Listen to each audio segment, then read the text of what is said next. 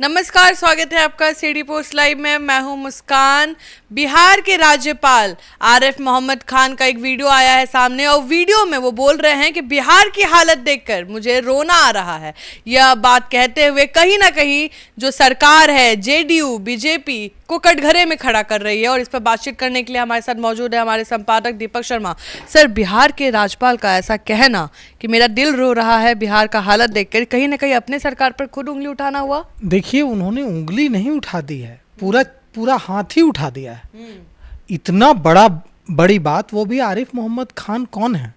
आरिफ मोहम्मद खान भारत के बड़े इंटेलेक्चुअल में से एक हैं।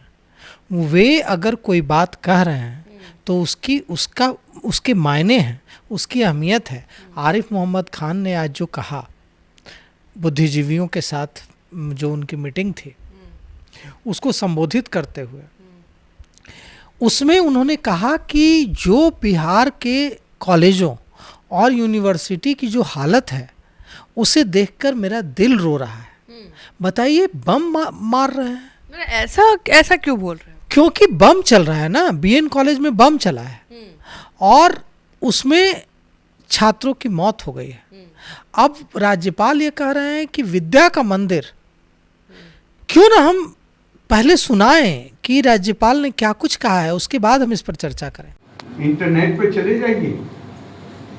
जिब्राल्टर ऑपरेशन 1988 में ये उन्होंने अपनी नीति बनाई बांग्लादेश के बाद कि अब ये साफ है कि हम भारत को जंग के मैदान में नहीं हरा सकते, लिहाजा सीधी लड़ाई लड़ने की बजाय हमें भारत के शरीर पर 1000 जख्म लगाने हैं जो आतंकवाद के जरिए ही लगाए जा सकते। हम सामने से नहीं लड़ेंगे, धोखे से अंदर भेजेंगे, चोरी से भेजेंगे, उनको ब्रेन वॉश करेंगे और भारत को 1000 जख्म लगाएंगे और इतना खून निकालेंगे कि भारत कमजोर होकर गिर पड़े। बहुत साल तक ये तकरीर पाकिस्तान के पूर्व राष्ट्रपति ज़ियाउल हक की इंटरनेट पे नहीं थी, अब इंटरनेट पे मौजूद है। मैं आरोप नहीं लगा रहा हूं। तो मुझे बहुत खुशी है कि हमारे माननीय प्रधानमंत्री जी, हमारी सेना, हमारे देश के लोग जिस तरह एक व्यक्ति, मुझे अगर 1% या 2% कोई दूसरी राय के हों तो मुझे कोई दिक्कत नहीं होती साहब। इसलिए नहीं होती कि हमारी ये भी परंपरा है कि जो 99% से भी ज्यादा लोग मानते थे, चारवाक ने हर चीज को रविश कर दिया। उसने कह दिया ये कुछ भी नहीं है। लेकिन इस देश ने कभी एक कंकरी नहीं मारी बल्कि महात्मा कहा। ये इस देश की संस्कृति का हिस्सा है। हमारी अस्मिता, मैंने जैसा आपने आज विषय रखा है, हमारी असल जो अस्मिता इस आधुनिक युग में, हम पूरी दुनिया के साथ आगे बढ़ेंगे। माननीय प्रधानमंत्री जी ने ऐलान किया है कि 2047 तक भारत को विकसित देशों की लाइन में आगे खड़े होना है। हम उसके लिए संकल्पबद्ध हैं। हम उसके लिए हर भारतीय उसमें अपना योगदान देगा, उसमें मुझे कोई संदेह नहीं है। लेकिन इस ध्यान के साथ कि हमारी असल अस्मिता जो है वो ज्ञान और प्रज्ञा। और एक बस कहते हुए बात खत्म करूंगा, बहुत समय ले लिया मैंने। मुझे आज ये पत्रकारों की सभा है इसलिए कह दूं तो कोई बात नहीं है कि मेरा दिल रोता है जब मैं सुनता हूं जो कुछ यूनिवर्सिटीज में हो रहा है। यूनिवर्सिटी में बम मार के बच्चे की जान ले ली 3 दिन पहले। पिछले साल भी यही हुआ। राजभवन में मीटिंग हुई।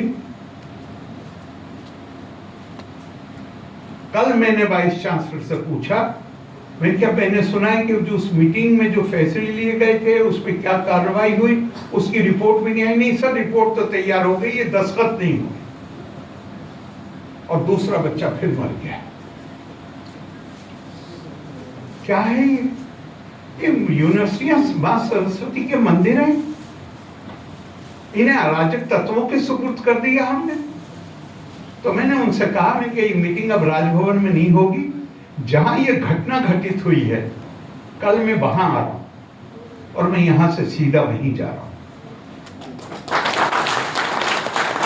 इसमें भी आपका से मैं हाथ जोड़ के निवेदन कर रहा हूं कि हम ज्ञान की संस्कृति है, मैंने सारी देर उसी पर अपना वक्त लगाया।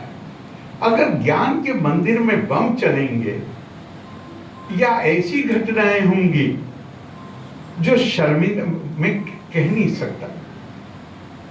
केरला में 5 साल में लड़ता रहा गवर्नमेंट से, 5.5 साल, लेकिन वहां पे लड़ाई इस बात पर सीमित थी कि वो चाहते थे कि एकेडमिक मेरिट की बजाय पार्टी एफिलिएशन के मुताबिक अपॉइंटमेंट हो, जो नहीं हुए। 15 यूनिवर्सिटी में नहीं हुए, वो नाराजगी थी। लेकिन यहाँ जो मैं देख रहा हूँ 4 महीने, मैं आपसे कहता हूँ मुझे उसके बारे में बताने में भी आपको शर्म आएगी। मैं पब्लिकली उसको बता नहीं सकता।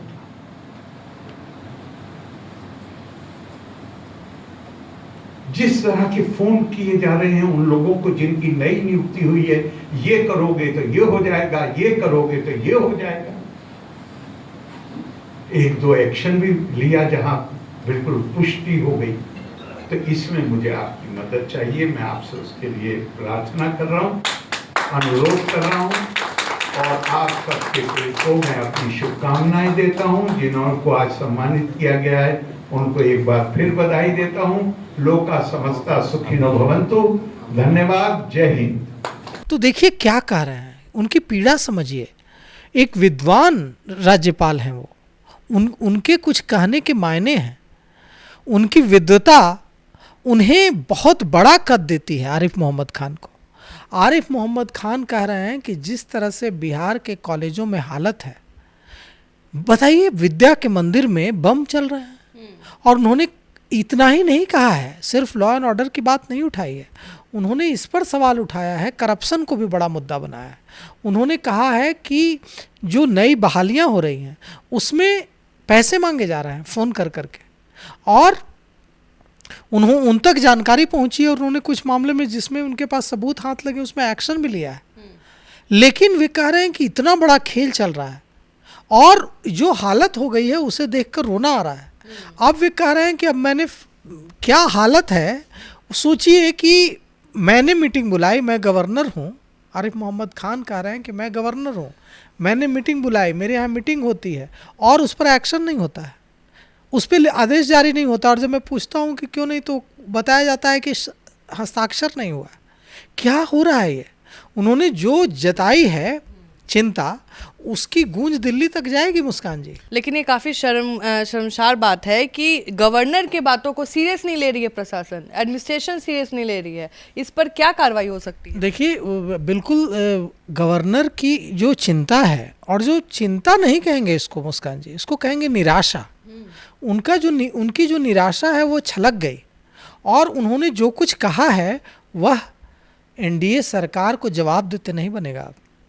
हाँ, और कहीं ना कहीं विपक्ष को तो मौका मिल गया फिर से एक तंज कसने का। बिल्कुल, राष्ट्रीय जनता दल और कांग्रेस तो उनके इस बयान को सर्कुलेट करेंगे। वे लोग इस बयान को लोगों के बीच ले जाएंगे कि देखिए बिहार के गवर्नर आरिफ मोहम्मद खान क्या कह रहे हैं। तो क्या ये मुश्किलें बढ़ाएंगे आरिफ मोहम्मद खान के लिए? आरिफ मोहम्मद खान की मुश्किलें नहीं बढ़ाएंगे। आरिफ मोहम्मद खान एक विद्वान व्यक्ति हैं। लेकिन सर चुनाव का समय है और ऐसे बयान देना पब्लिकली कहीं ना कहीं जो भी सरकार है उसको तो नुकसान पहुंचाएगा। हाँ, तो आरिफ मोहम्मद खान वैसे व्यक्ति नहीं हैं जो समझौता करने के लिए जाने जाते हैं। आरिफ मोहम्मद खान वैसे व्यक्ति हैं जो अपने हितों की अनदेखी कर आवाम की लड़ाई लड़ते हैं। उनका इतिहास देखिए, वे लड़ने के लिए जाने जाते हैं, जुझारू व्यक्तित्व, उन्होंने बहुत कीमत चुकाई है। आरिफ मोहम्मद खान को जानने वाले जानते हैं कि आरिफ मोहम्मद खान ने सच बोलने की, आरिफ मोहम्मद खान ने दिन को दिन और रात को रात कहने की कितनी बड़ी कीमत चुकाई है अपने जीवन में। लेकिन उन्होंने इसकी परवाह नहीं की है और उन्होंने सच को सच कहा है, दिन को दिन और रात को रात कहा है। उन्होंने अपने फायदे के लिए रात को दिन और दिन को रात कभी नहीं कहा। तो आरिफ मोहम्मद खान नुकसान से नहीं डरने वाले लोगों में से नहीं है। उनका जब दिल रोया तो वो अंदर उसको छुपा लेने वाले लोगों में से नहीं है।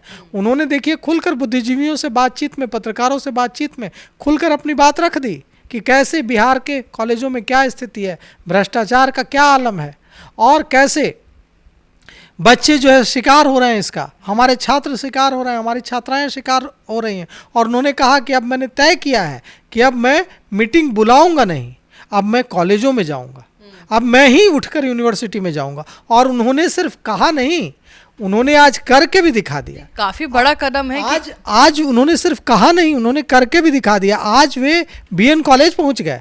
ऐसा कभी नहीं हुआ था, मुझे जहां तक याद है, बिना इनविटेशन के तो गवर्नर जाते भी नहीं। हाँ बिल्कुल, मुझे जहां तक याद है मुस्कान जी, ऐसा कभी नहीं हुआ था कि इस तरह की घटना हो, बमबाजी हो और बिहार के राज्यपाल या किसी भी राज्य के राज्यपाल उठकर सीधे कॉलेज चले जाए।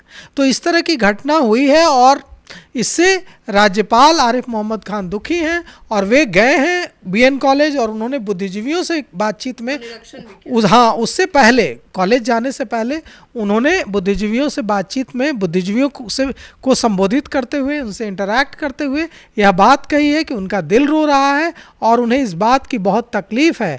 उन्होंने मुझे वो श्लोक याद नहीं है संस्कृत का, देखिए यही आरिफ खान को आरिफ खान बनाता है कि मेरा नाम दीपक शर्मा है और मुझे श्लोक याद नहीं है संस्कृत का जो आरिफ मोहम्मद खान ने उस संस्कृत के श्लोक को उद्धृत किया, और आरिफ मोहम्मद खान को याद है।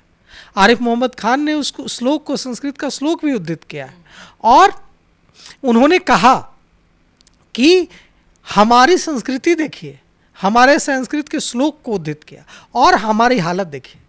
तो निश्चित रूप से अब बिहार सरकार को, केंद्र सरकार को इसका जवाब देना होगा कि अगर महामहिम का दिल रो रहा है तो व्यवस्था को ठीक करने की जवाबदेही किसकी है और कब व्यवस्था ठीक होगी। बिल्कुल, तो आप भी देख रहे थे इस डिबेट को और आप क्या सोचते हैं इसको लेकर? क्या ये जो बिहार की जो हालत है और जहां पे गवर्नर ने खुद खुलेआम बोला है कि मेरा दिल रो रहा है बिहार की हालत को देखते हुए, आगे देखते हैं इस पर क्या होने वाला है, विपक्ष इसको कैसे मुद्दा बनाएगी। और तब तक के लिए बने रहे हमारे साथ, धन्यवाद।